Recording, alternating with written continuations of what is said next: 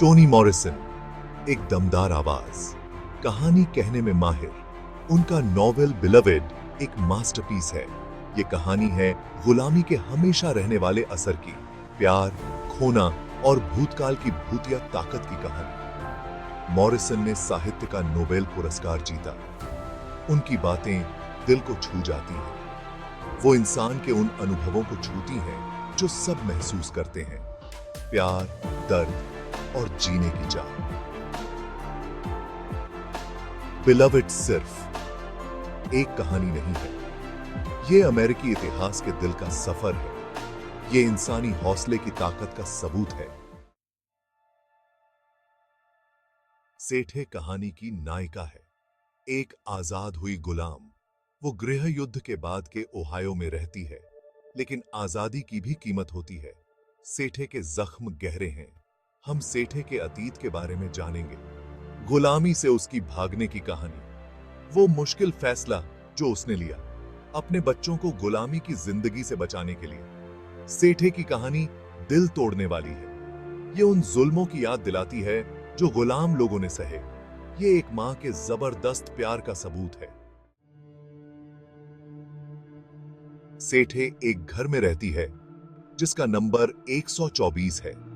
इसमें उसके बच्चे का भूत रहता है, उस बच्चे का जिसे उसने बिलवेड नाम दिया था, जिस बच्चे को उसने अकल्पनीय परिस्थितियों में खो दिया था। ये भूतिया हरकतें कभी नहीं रुकती। ये सेठे की जिंदगी को बर्बाद कर देती है। ये उसके पुराने दर्द की निशानी बनी रहती है। जिस दर्द से वो भागने की कोशिश कर रही है, घर खुद एक किरदार बन जाता है। सेठे के टूटे हुए मन का प्रतीक, खुद के बनाए पिंजरे में कैद। एक दिन एक जवान औरत आती है। उसका नाम बिलव्ड है। उसकी उपस्थिति में कुछ ऐसा है जो अजीब और रहस्यमय है। वो उतनी ही उम्र की है जितनी सेठे की मरी हुई बेटी थी। क्या वो भूत है, या फिर वो सिर्फ एक याद है जो सेठे के मन में बसी हुई है, या सेठे के अपराध बोध का साया? सेठे के मन में कई सवाल उठते हैं।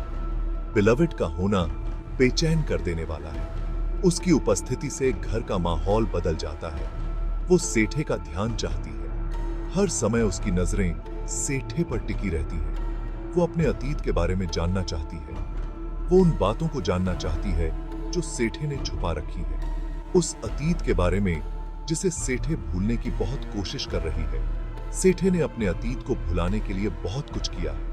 बिलवेड के आने से सेठे को अपने अंदर के भूतों का सामना करना पड़ता है। उसे अपने डर और अपराध बोध से जूझना पड़ता है कि सजा भुगतनी पड़ती है। सेठे को अपने कर्मों का परिणाम भुगतना पड़ता है। ठीक होने का रास्ता खोजना पड़ता है। उसे अपने आप को फिर से खोजने की यात्रा पर निकलना पड़ता है। भाग 5, अतीत का बोझ। बिलवेड में अतीत हमेशा मौजूद रहता है, कभी न मिटने वाला। ये किरदारों पर भारी पड़ता है, उन्हें झकझोरता है। ये उनके वर्तमान और भविष्य को ढालता है। हर पल सेठे की यादें बिखरी हुई हैं, हर कोने में। वो अचानक आती हैं, बिना चेतावनी के, बिल्कुल सामने, और परेशान करने वाली जैसे एक बुरा सपना। वो उस क्रूरता को दिखाती हैं जो उसने सहन किया। ये उपन्यास गुलामी के मनोवैज्ञानिक प्रभाव को दिखाता है गहराई से। वो सदमा जो पीढ़ी दर पीढ़ी चलता है, कभी न रुकने वाला। वो जख्म जो कभी ठीक नहीं होते, हमेशा ताजा रहते हैं। भाग 6, मातृत्व, एक जटिल बंधन। मातृत्व एक मुख्य विषय है। सेठे का अपने बच्चों के लिए प्यार बहुत गहरा है। यही उसके हर काम की वजह है, लेकिन यही उसकी सबसे बड़ी दुख का कारण भी बनता है। बिलवेड का आना इस रिश्ते को और उलझा देता है। वो उस बच्चे को दर्शाती है जिसे सेठे ने खो दिया था, लेकिन वो एक ऐसी मौजूदगी भी बन जाती है जो बहुत कुछ मांगती है। सेठे के दर्द की हमेशा याद दिलाती रहती है। ये उपन्यास मातृत्व की पेचीदगियों को दिखाता है, त्याग, खुशियां और असहनीय दुख।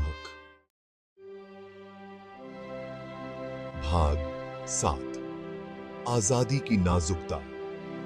बिलवड की कहानी गृह युद्ध के बाद की है, लेकिन सच्ची आजादी अभी भी दूर है। सेठे और दूसरे आजाद हुए गुलामों के लिए अतीत कभी पूरी तरह पीछे नहीं छूटता। ये उपन्यास समानता के लिए चल रहे संघर्ष को उजागर करता है, वो नस्लवाद और पक्षपात जो अभी भी कायम है, गुलामी के जख्म जो अभी भी हरे हैं। आजादी सिर्फ कानूनी दर्जा नहीं है, ये मन की स्थिति है, एक ऐसा सफर जिसके लिए लगातार जागृत और लचीला बने रहना जरूरी है। भाग 8, याददाश्त और कहानी कहने की ताकत। बिलवड में याददाश्त एक ताकतवर शक्ति है। यह दर्द का कारण बन सकती है, लेकिन यह ठीक होने का रास्ता भी बन सकती है। कहानी कहकर सेठे अपने अतीत का सामना करती है, वो अपना बोझ दूसरों के साथ बांटती है। उसके लिए ठीक होने के लिए यह साझा करना बहुत जरूरी है। यह उपन्यास याद रखने के महत्व पर जोर देता है, अतीत को स्वीकार करने पर, चाहे वो कितना ही काला क्यों ना हो, तभी सच्ची शुरुआत हो सकती है। भाग 9, बिलवड का जाना। क्या ये ठीक होने का मौका है? इस अध्याय में हम देखते हैं कि कैसे बिलवड की मौजूदगी सेठे की जिंदगी पर भारी पिड़ी डीडेशती है। बिलवड की मौजूदगी बहुत ज्यादा भारी होने लगती है।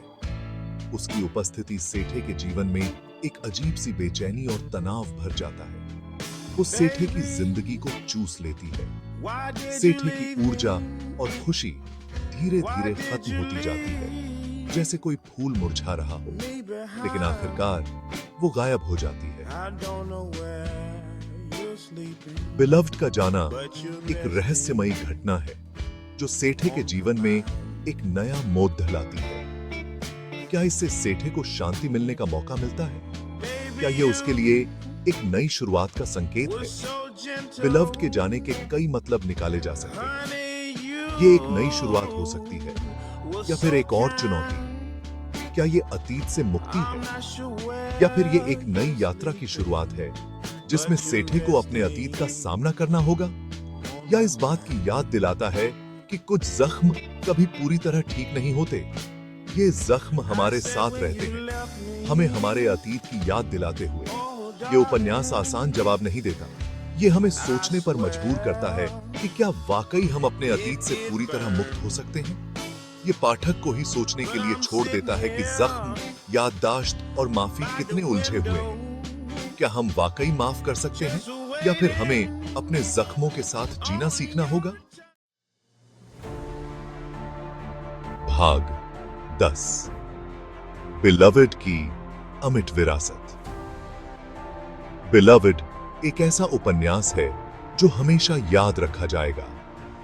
टॉनी मॉरिसन द्वारा लिखित यह पुस्तक न केवल साहित्यिक उत्कृष्टता का प्रतीक है, बल्कि यह हमारे समाज के गहरे और जटिल मुद्दों को भी उजागर करती है।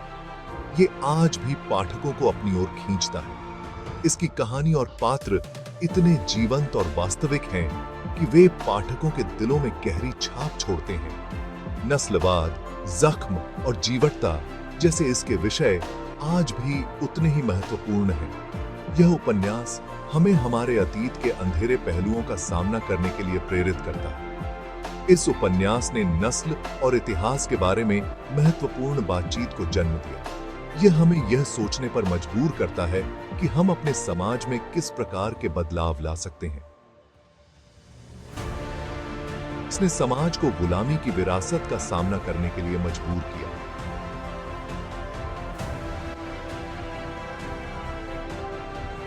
हमें यह याद दिलाता है कि इतिहास को समझना और उससे सीखना कितना महत्वपूर्ण है। साहित्य और संस्कृति पर इसका प्रभाव अस्वीकार्य है।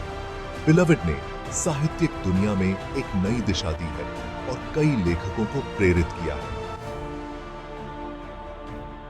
बिलवड कहानी कहने की ताकत की याद दिलाता है। ये हमें यह सिखाता है कि कहानियां केवल मनोरंजन के लिए नहीं होती, बल्कि वे हमें सोचने और महसूस करने के लिए भी प्रेरित करती हैं। इंसानी हालात पर रोशनी डालने की इसकी क्षमता अद्वितीय है।